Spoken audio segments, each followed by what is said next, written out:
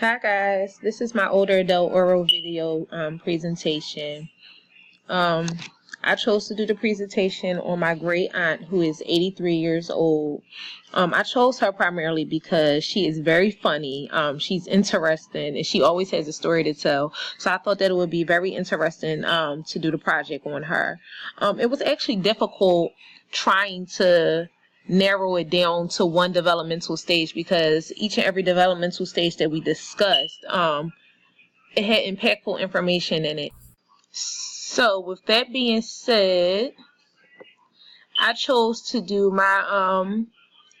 use Erikson's stage 8 integrity versus despair, which is old age. In this stage, individuals are 65 and older, and pretty much they're reflecting on their lives and they're taking inventory on their successes and accomplishments in life. Individuals who are satisfied with their accomplishments in life feel a sense of well-being and are at peace with themselves. Those who are not satisfied with the outcomes of their lives or accomplishments that they did not meet, they're reflecting on things that they didn't accomplish and they feel a sense of despair. They reflect on missed opportunities and they sometimes become discouraged of what they did not get a chance to accomplish. Some significant experiences in my aunt and I discussed in her life were marriage, her work history, being a grandmother, moving from Roxborough, North Carolina to Philadelphia at a young age, retirement, and building a relationship with her church community. My aunt was married right out of high school when she was 18 years old. Back then, you married earlier than later. She was married in 1955 all the way up until her husband passed in 2008. She was very proud of her work history. She worked as a nursing assistant for 27 years at the University of Pennsylvania. And she was proud of being a grandmother to her grandchildren. She took much pride in that, especially after she retired from her job. And retirement was a big experience for her because she was so used to working for 27 years. After she retired, she had nothing to do, so that was very impactful for her, an adjustment, and she just had to change her way of living after the retirement. Oh, and she also built a relationship with her church community later on in life. Some challenges and accomplishments that she went through in life were the death of her mother, the death of her husband, adjustment to retirement, the work experience, which I previously discussed, raising her children. She actually raised one of her son's daughters, and a goal that she didn't accomplish, which was to start her own business. So she kind of felt like she didn't achieve all of her goals, and I guess that's where despair comes in because she felt like she felt unaccomplished. After retiring, she built relationships within the community.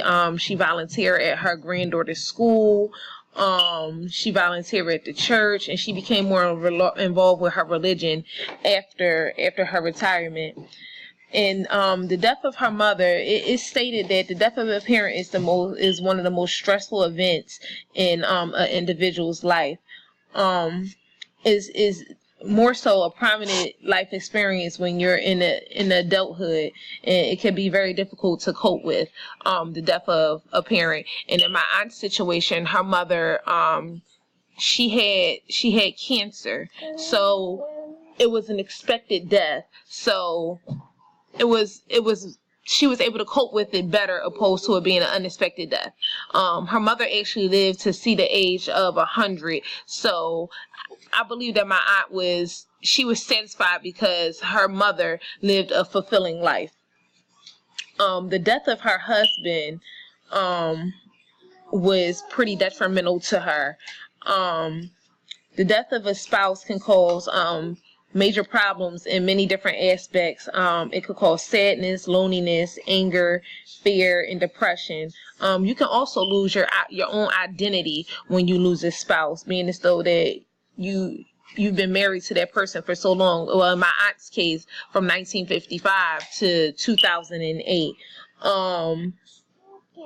The loss of a spouse can cause higher levels of emotional and social loneliness. In my aunt's case, she had her family support to reach out to different community resources and everything, and to keep her spirits uplifted and keep her going from falling into that depression and that sense of loneliness. My aunt was also very proud. As I previously discussed, she was very proud of her work experience. She watched, as a young child, her parents struggle to provide food for the family. She watched her father work diligently and hard, and just to make sure that her and her siblings had food, a house. So it was her goal to make sure that she was able to successfully provide for her family, and that her children didn't have any worries, that they didn't have to struggle. So that was a major accomplishment of hers, that she was able to work. Her and her husband were able to work and provide for their 3 children. Raising her grandchild was also a major accomplishment of hers, and she took on that responsibility at an older age. Her and her husband, unfortunately, her husband passed away when her granddaughter was only 3. So she raised her son's daughter, and primarily raised her because her son and the child's mother was on drugs at the time, and she didn't want to see her grandchild in foster care. So she took on the parental responsibility of raising her grandchild. That's a major accomplishment of hers, because at that point in life, she had already raised her children. Her children were grown. She's had grandchildren, and she had to start all over just to take care of her granddaughter. Some psychological crisis resolutions. Rogers states that crises are psychological efforts to adjust to the demands of the social environment. Some crises that she experienced was the death of her husband and her mother, adjustment to life after death of her husband, and some financial challenges. The financial challenges that she experienced were, at that point she had retired, and finances were scarce because it was only one income after the death of her husband. It was something that she wasn't used to, something that she had to adjust to, and she had to change her whole way of living, pretty much, because she had to learn how to budget. She had to make sacrifices in order to make things work, especially because she was raising her grandchild. Some facilitating factors in the crisis resolution is her religion and her family. Her religion helped her deal with the death of her mother and of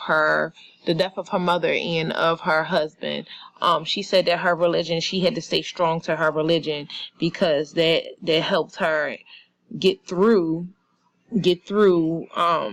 the bereavement process of the passing of 2 of the most important people in her life. Her family was also a very strong support system for her. Her children, they all relied on one another. They were all resources to each other, and they were all able to lean on one another and support each other, and communicate with one another about how they were feeling, and they were able to help my aunt get through this grieving process. My aunt had discussed with me that at one point in time she felt that she had nothing to live for anymore because her husband had passed. She felt like she just felt, initially she stated that she felt like she was in disbelief. She told me that she wanted them to put his body in a deep freezer so he can always be with her, and her family had to kind of talk her down from that, because of course that was impossible. But her religion and her family really helped navigate her through the bereavement process. Some inhibiting factors throughout her entire life. Gender was a major one, because as an African American in that day and age, when in Roxborough, North Carolina, and being a woman growing up, she wasn't expected to have an education. She wasn't expected to be anything but a wife and but a mother. She said that her rights were limited back then, so she felt that she had to beat the odds, and she had to make something of herself. She had to become educated. She said that women were just for cooking, cleaning, and laying down and having babies, and she refused to be a statistic. As far as feeling oppressed, she said that she really never felt oppressed in life, so that wasn't an issue. Some psychosocial crisis resolutions on the multi-system was that she had a very large and supportive family. Family from North Carolina, family from Philadelphia, family from New York. She had a very very supportive family system. Her community and her neighborhood was also very supportive. Neighborhood meaning, as I previously stated, she's a part of the church, her church family, and different things that she's done within the neighborhood, help giving back at homeless shelters and things of that such. She incorporated herself with.